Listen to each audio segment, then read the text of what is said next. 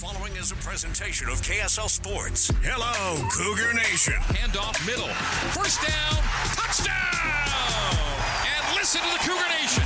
Every Monday night, we break down the Cougars' last game and look ahead to next week. Cougar Nation, brought to you by Central Bank. Here's BYU insider Mitch Harper and Matt Baiamonte on Utah's legacy home of the Cougars, KSL News Radio.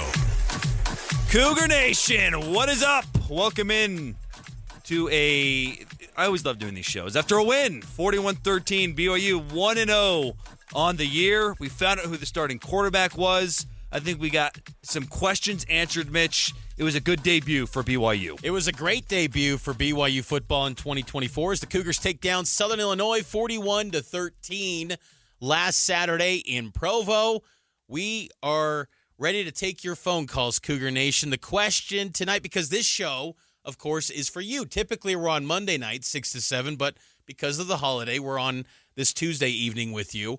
And the question is, after Jake Retzlaff's performance of 348 passing yards, has that changed your opinion of him? Sound off, 801-575-8255.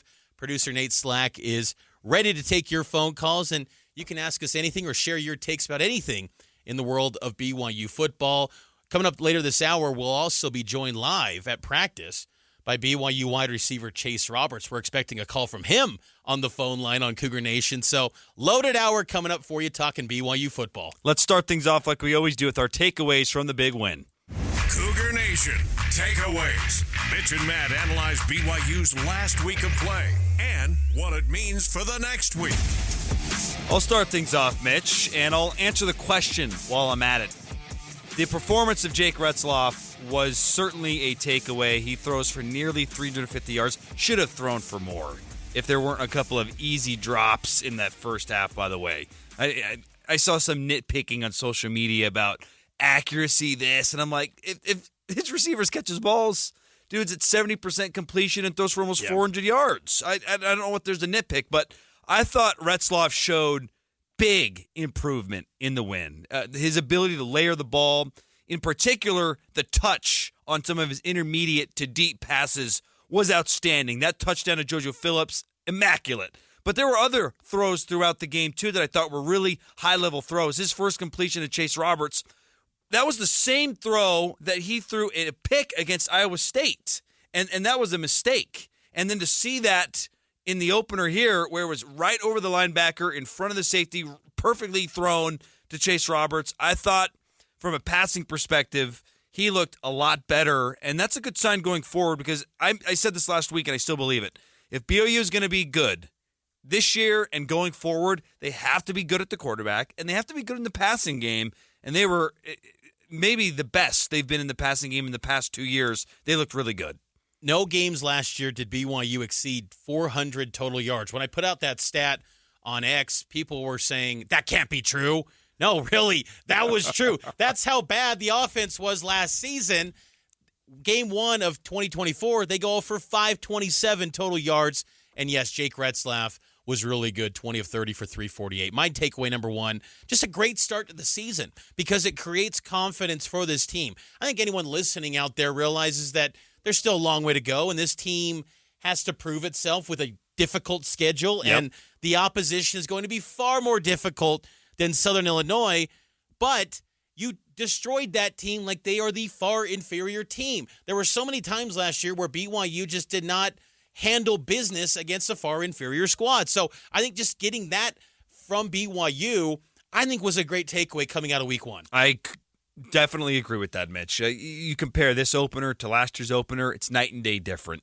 Sam Houston maybe was a little better than Southern Illinois, but Sam Houston still threw 3 interceptions and he only put up 14 points. So I think there is definite improvement shown. It brings me to my next takeaway.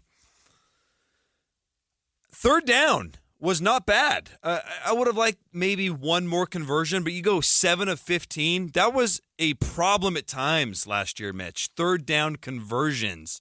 For them to be nearly 50% on third down, that is something that can translate when the opponent gets more difficult. If you're converting on third down and keeping drives alive, you're going to be able to win more games. Takeaway number 2 for me was Jacob Robinson. He is one of the best cornerbacks in the Big 12, and this was him breaking down his pick that he had against Southern Illinois. We're in man, single receiver.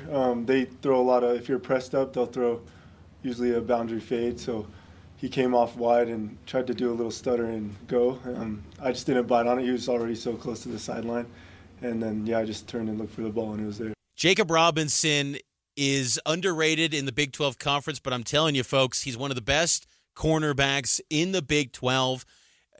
First team's typically about 4 cornerbacks. I would not be surprised if we see at season's end Jacob Robinson be a first-team cornerback. He gets no accolades and no praise from the outside, but, man, he is just so good, and he is a playmaker. And let's get out to the phone line and welcome in our first call of the evening. I know if this is the person I think it is, the Hans, is it Hans Olsen on the BYU Sports Network and KSL Sports Zone? Well, there's another Hans Olsen in Utah, and he is a mechanic. And he did get a lot of my mail. He actually called, and this goes all the way back to when I was being recruited. He started getting letters from Nebraska, and he thought he was getting recruited by Nebraska. He was pretty excited about it. But I actually bumped into him. He's like, man, I've gone through all kinds of stuff. I was recruited by Nebraska. I remember committing to BYU. I remember getting the first notification of my NFLPA note that I was up for some type of benefits. I'm like, yeah, no. So there's another one, but this is the one that played at BYU. Well, Hans, welcome on in, and appreciate you calling in. Of course, Hans Olsen on the BYU Sports Network radio broadcast with Greg Wrubell and Hans and Scotty G on the KSL Sports Zone, noon to 3 every day. How are you feeling about this BYU football team after week 1, Hans? I'm feeling really good. And by the way, you and Matt do a great job. And when I have an opportunity, I like to click on a Tuesday and just get some of your thoughts. I know the work you guys put into this. And I hope that your listeners understand the work that you put in and the passion that you guys have. It's incredible work, and you guys are out of practices, and you know these players, and it's awesome. So love to get the insights from you, and I hope your listeners realize how lucky they are to have you. But I've got high hopes for this team, and I really tried to tamper all my hopes and expectations. I almost got to the point where I was pushing myself into negativity just so I don't get my heart broke. and I'm still keeping a very realistic boundary. I'm not letting myself completely fall into the trap of, well, this team has one FCS win and it's all over. It's 11-0 from here. I'm very realistic. But I saw things that I loved. You guys talked about Jake Retzloff in his passing and some of the accuracies. They're going to need to really protect the pocket because some of the deep balls, he connected on a lot of deep balls. Those take a minute to form. And I was doing some film review, and we're talking 2.5 to 3 counts. So those 2.5 to 3 counts are going to lead to pressures, big hits, and sacks. So you got to be really careful on those deep balls and make sure when you start to see a pass rush, you're getting that ball out of your hand. I also want to point out that it's the most vanilla offense that I've watched probably in the time that I've watched BYU play FCS teams. I was watching every one of the pass protections that was called was base and simplified. There was nothing real extreme. The running backs were fantastic in pocket protection, as good as I've seen, and I hyped and pumped them up. I thought that Harvey Unga did a fantastic job coaching them and getting them where they're supposed to be. But Jake Retzloff passing aside, one thing I want to see really improve is his mesh point in handoffs and RPOs. He just needs to be a little bit more decisive. He drug a little bit too much. I don't know if it was Hinckley Rapati or if it was L.J. Martin down in the red zone where they bound each other up at the mesh. Be ready for BYU Game Day. Download the KSL News Radio app to stream BYU games, plus breaking news during the week. That's the app for KSL News Radio.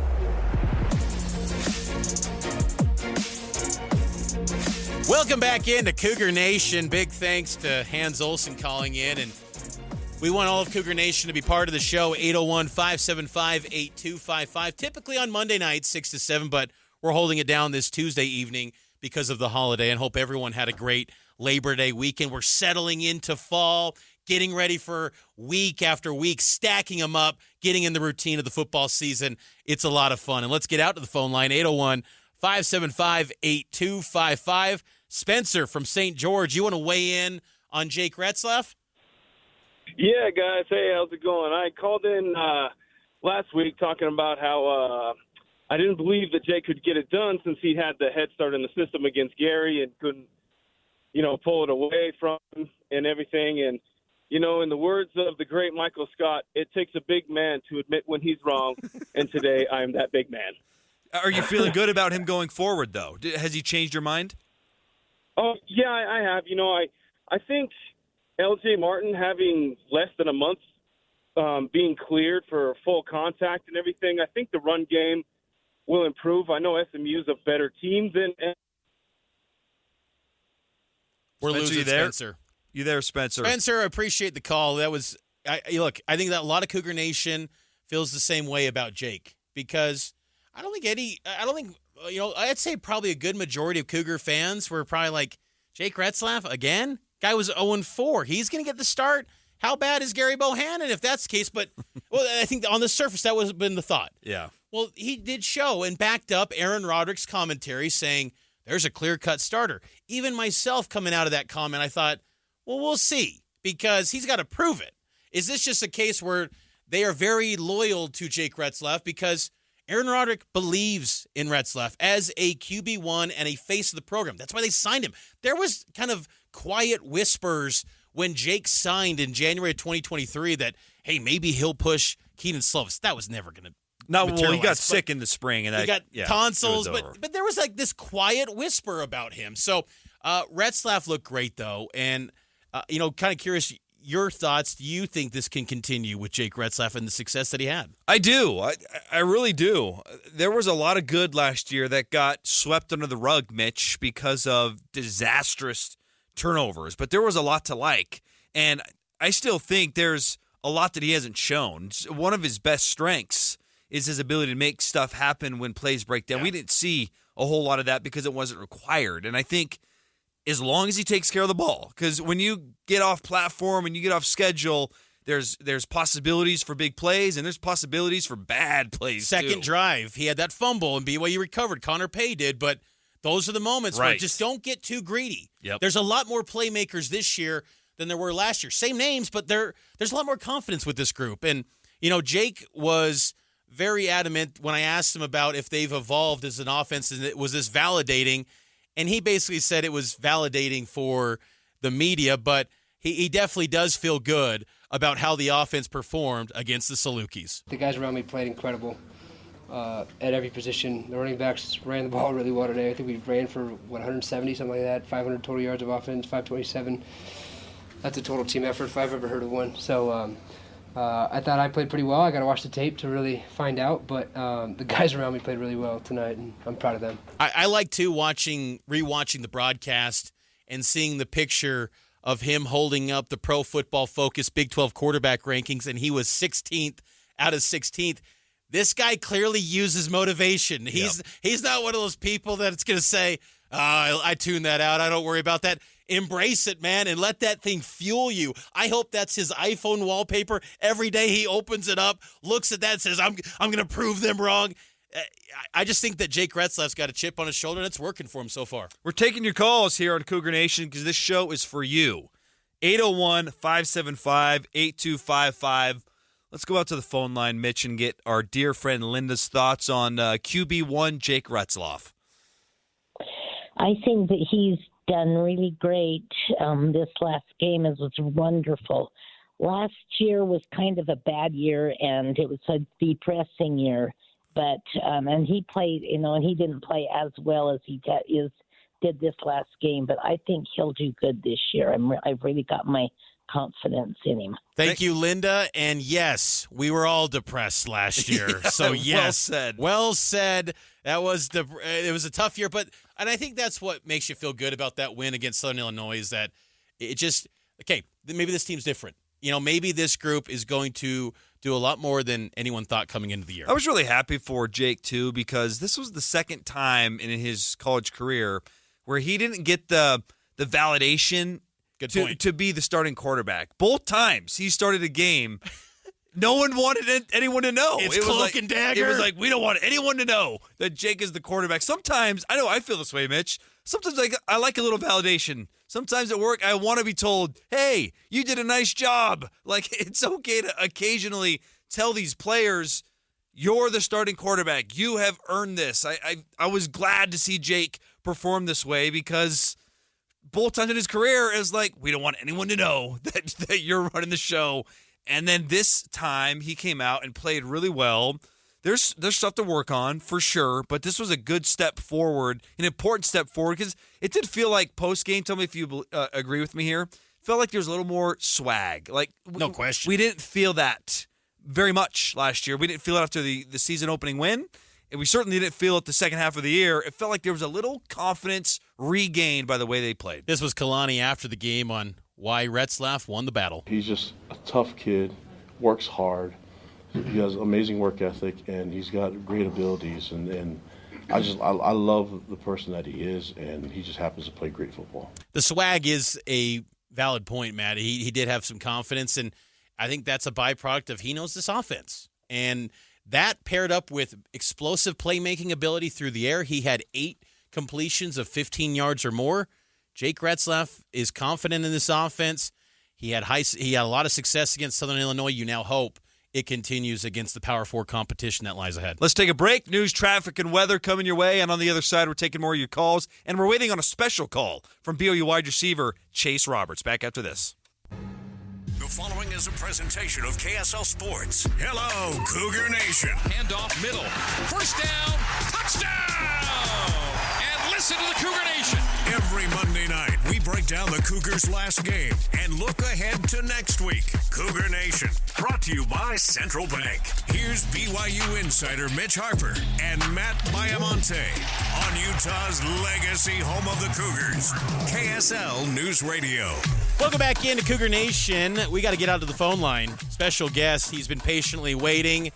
He's BYU wide receiver Chase Roberts on with Mitch Harper, Matt Baiamonte. Chase had a huge game against the Salukis, 108 receiving yards, 7 catches. Chase, welcome on into Cougar Nation.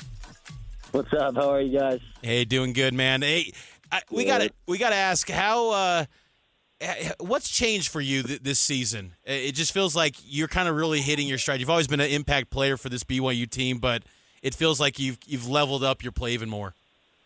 Yeah, I think just settling into the game and slowing everything down. Everything's just so much. I just feel more calm out there, more confident. As a captain, just knowing that I need to carry myself a little differently and be able to make plays on the field as well as, lead the team and calm the team down in times of when things aren't going our way. So I think just playing with that calmness and confidence.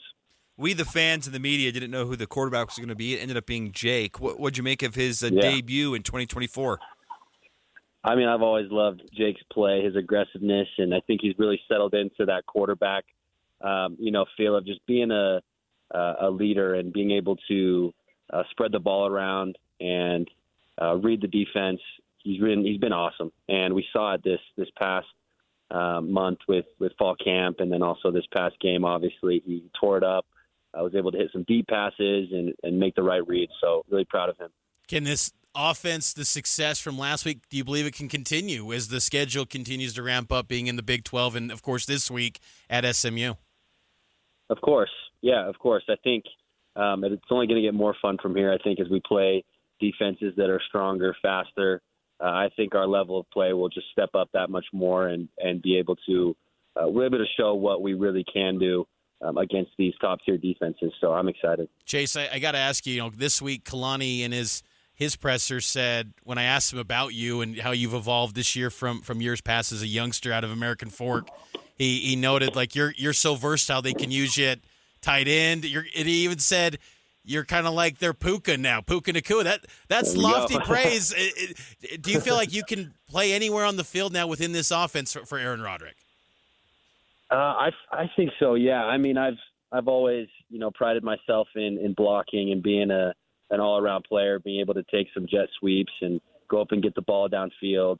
do the, little option route. So I think Puka was a great mentor, growing up, watching him do everything. I was always kind of his backup. So I came in when he'd come out. So I think that he's been a great mentor, and I was able to learn from him a lot and try to emulate his game and also play the way that, I feel that I have, different things that I do that sets me apart. So yeah, it's been awesome. It's been a great time. A few of our moments with BYU wide receiver Chase Roberts here in Cougar Nation. 348 passing yards. You touched on it, but it felt like the intermediate game was there, the deep game was there. It was a nice display in the passing game. Why do you think that part of the game showed so well in the opener? I think our run game really opened things up. We also ran for 180 yards, something like that. So that opens up a lot when it comes to the pass game.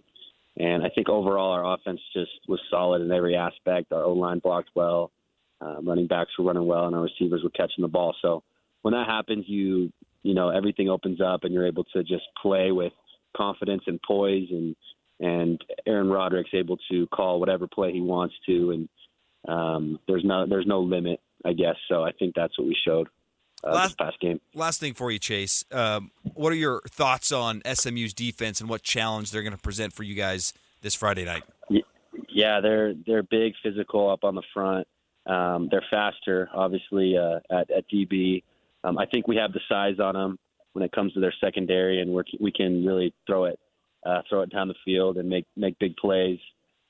So I think obviously they're a better defense than the Salukis, and they'll bring a new challenge, and we just got to play our game. And I think if we do, then we'll score a lot of points and we'll beat them. So we're just going to do what we do. He's BYU wide receiver Chase Roberts, kind enough to spend some time with us right after practice. Chase, congrats on last week, and looking forward to seeing you in Dallas this Friday, and best of luck against the Mustangs. Thank you. Appreciate it. That's Chase Roberts, everyone, here live on Cougar Nation. And Cougar Nation is always brought to you by Central Bank, serving Utah County for over 133 years with trusted service, modern technology, and personalized care. Central Bank. And Chase Roberts was big time for BYU in that game last week. And look, I asked Kalani about Chase specifically because I just feel like he is a new and improved player this year. He's always been good, but I just feel like he has taken his game to a higher level where it now feels like he's an NFL wide receiver. I think that sky's the limit for him. To me, he's the top receiver in the program. He's wide receiver number one. He's got great versatility. We saw a little bit of everything in that opener, and he's the type of player, too, where just like Puka in some regards, where get him the ball however you can. And I love that they used him in critical third down situations. I love that they used him in the jet sweep, though I'm kind of getting over the jet sweep personally. and honestly, there's one guy on the roster that I want to see get in the jet sweep. It's Parker Kingston. Like, get that guy in the jet sweep, but that's neither here nor there. Chase is he's got all the abilities. He's got the speed. He's got the size. He's got great hands. I think Chase Roberts is the best wide receiver on the team, and I love that Jake – the two things that Jake did really well from a pass perspective outside of the accuracy, and I like that, one, he spread the ball around. There were double-digit guys catching passes in that game. I like that. But also – highlight the best players. Like, get Chase the ball, 7 times? Like 8 targets. 8 targets, 7 catches. He needs to be at 8 and 10 targets a game. I don't care. If it's a one-on-one and you throw it up, I like your chances with Chase, and that was a really good start for him in the opener. And Chase is a dang good football player. Sometimes I think we forget how impactful he was in his debut in 2022. Think about how good he was against Baylor when BYU upset Baylor. Yeah. Like, Chase has the ability to be an NFL wide receiver. And he led BYU in receiving yards last year, and that gets forgotten because just the offense struggled. But it's also fun to look at the box score from last week, and you look at all the names, all but 2 on the offensive sheet are guys that were part of the program last year. And I really feel, Matt, that the continuity piece that the coaches talked so much about this year, it kind of shined through where everyone knew where to be. The alignment, everything that went with the offense, it was just operating at a high level where there was no confusion. So many times last year we would see confused faces of where do I line up? Where do I need to be? That wasn't happening. And then lo and behold, you see BYU putting up big numbers and dominating an opponent that's far inferior. If you can take care of the little things, lining up, taking care of your timeouts, it's all going to work out. BYU's got talent. It's not like BYU has this roster. There's this narrative that they have no talent. They never got a Big 12 bump. That's wrong. BYU's got legit athletes, and Chase Roberts embodies that. But I just think that they need a little bit more time. They understand the Big 12 now. They're in a position, Matt, to now be a surprise team in the Big 12. And it really starts this week at SMU, because if you win this game, it really rewrites the potential and the arc of what this season can become. Winnable games. They're a sizable underdog this Friday, which sort of surprised me based off what we've seen from SMU thus far and what we've seen from BYU, just in terms of production on the field. I thought this would be more of a within a touchdown type of situation. To be a 2-score underdog, a little bit surprising, but this is a winnable game. The game after against Wyoming, we don't want to get too far ahead of ourselves, but that is a very winnable game. You should beat Wyoming. If you start 3-0 and you got the favorability of some big games at home, yeah, you could dream a scenario in which you far exceed expectations, dare I say 7 or 8 wins. So, but this one this Friday night is a big one, and we'll kind of preview that one a little bit more. 801-575-8255. Get on board with us. Share your thoughts on BYU football. We're taking our final timeout. On the other side, we will preview BYU versus SMU. We will also discuss, Jake Retzlaff. Continue to get your thoughts on his performance. And has your opinion changed, Cougar Nation? 801-575-8255. Cougar Nation, sponsored by Central Bank. Cougar fans, use this radio station tomorrow morning for important news updates. Listen to Utah's most important radio station tomorrow morning from 5 to 9 on KSL News Radio. Welcome back in to Cougar Nation, sponsored by Central Bank. Quick shout out to those watching on the YouTube live stream. You know that you can watch this show on your TV through the YouTube app live. And I must say, I feel like we're pretty entertaining. We've had multiple people tell us we love just sitting outside the studio and watching you guys argue. So could be worth a watch down the road. And follow us on Instagram, KSL BYU. We're ramping up our Instagram game. A lot of great content with our producer Nate Slack, and doing some great stuff this football season. It's been a lot of fun. And again, subscribe to this show if you missed our interview with Chase Roberts, the call-in from Hans Olsen. Go subscribe to Cougar Nation wherever you get your podcasts. Let's get to what's trending. Cougar Nation trending. What's trending up and what's trending down this football season. We're still taking your calls, by the way. 801-575-8255. Last chance to get your thoughts in on Jake Retzlaff, his performance, and anything else you want to discuss here on Cougar Nation. I'll start with what's trending up for me, Mitch, and that is total offense. Offensive production. That was a real nice display, over 500 yards, great passing, great rushing. And you might say to yourself, hey, it's Southern Illinois. Pump the brakes. Well, last year against Sam Houston, Mitch, you had 257 total yards. You had 3.8 yards per play, barely threw for 145 yards. The offense never looked good in the opener last year. They only looked good once or twice all year. So let's celebrate this, because it doesn't matter the opponent. We've seen some teams have bad performances against inferior opponents. Would you like to have been Texas Tech? You're holding on for dear life? I know that they put up a lot of points and yards, but they barely won against Abilene. So the offense is trending up for me, and it was just nice to see them throw the ball around, run the ball well, trending up offensive production. I agree. I have on the defensive side Jack Kelly. He led the team in tackles with 5 tackles. He had one quarterback hurry and half a tackle for loss. Jack Kelly was as good as advertised, and there were still missed opportunities where he over-pursued on a few plays. He is going to be really good, and just his speed, I think, kind of took me aback, because it's one thing in practice to see it at field level.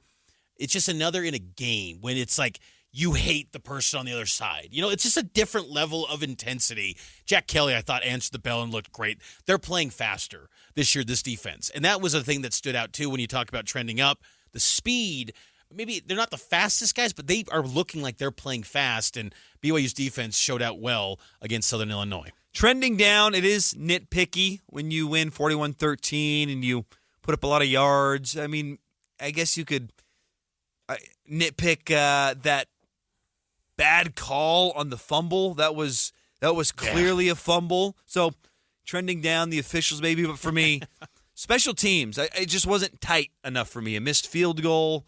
I didn't love what I saw in the return game.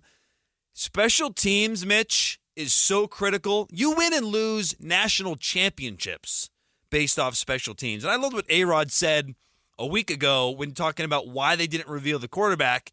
He just felt like every little thing to get an advantage, it all adds up. And at the time, I was like, oh, come on. That doesn't apply to the quarterback. That's ridiculous. But I think he does have a point. And special teams is one of those things where a muff punt here, a bad field position on a critical drive there, a missed field goal here. All these little things on special teams can contribute to a winning or losing season. That's got to improve. It's okay against Southern Illinois, but you can't keep having these special teams miscues when you get into Big 12 play, because that could very well be the difference between going to a bowl game and missing out. Great take. For me, trending down, quarterback run game. And look, a few of them were just busted plays. And stopping the run. Stopping the run. Stopping the quarterback run game. Controlling it, as Kalani put. They got to do a better job at that. DJ Williams for Southern Illinois had 121 yards on the ground and 2 touchdowns. He was the one that scored for Southern Illinois, so they got to take care of that. Kevin Jennings, the backup quarterback for SMU, he can take off. He is a much better runner. Preston Stone is capable too, but remember, he's coming back from a significant leg injury, I believe, last year. He's a starter, but Kevin Jennings has played drives 3 and 4 in consecutive weeks. Preston Stone does drive 1 and 2.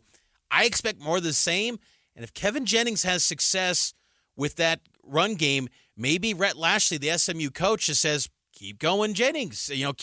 Keep running that. So that early part of the game, like maybe first, second quarter, kind of curious to see if SMU follows that same script, and if they do, design some quarterback runs to go up against BYU's defense. So they better be prepared and dialed into that, because SMU will gash them because they've got a lot better athletes. But SMU, they have a weak offensive line. And I think this is a game, Matt, where BYU's defensive front, if you are truly improved, and this is a new look group that's going to get a lot more production like we saw against Southern Illinois, this is the week to continue having another 2-sack game, maybe 3 sacks. I want to see that against SMU. We'll have nearly every offseason question answered after this game, because we got some questions answered in Southern Illinois, but to your point, the defense, how challenged were they against Southern Illinois? And even offensively, that pass game looked great. The run game was improved. How improved are they?